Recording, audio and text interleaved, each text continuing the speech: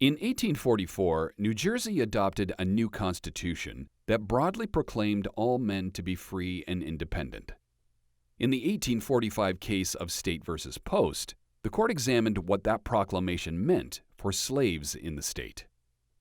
Slavery had been recognized as legal in New Jersey since the middle of the 17th century.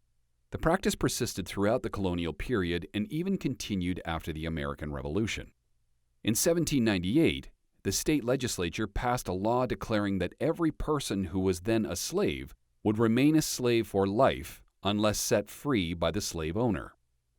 In 1804, the legislature passed a law calling for the gradual abolition of slavery. The statute provided that children born to slaves after July 4, 1804, would be free but would remain the servants of their mother's owners until the children reached a specified age. The legislature re-enacted the law in 1820 with additional provisions supporting abolition, but none of those provisions affected the relationship between people who were already being held as slaves and their owners.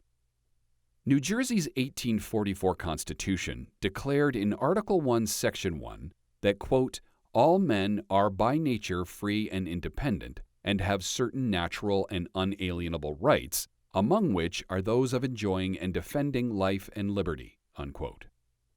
After the new Constitution was adopted, a writ of habeas corpus was sued out to John Post. The writ commanded Post to produce a 60-year-old black man named William, whom Post was allegedly illegally detaining as a slave. Post returned the writ to the New Jersey Supreme Court, asserting that he purchased William and his wife Flora in 1836 and legally held them as slaves under New Jersey law. The prosecutors of the writ objected, arguing that New Jersey's new constitution had abolished slavery in the state and taken away slave owners' rights to continue holding slaves. The court considered Post's return and the objections,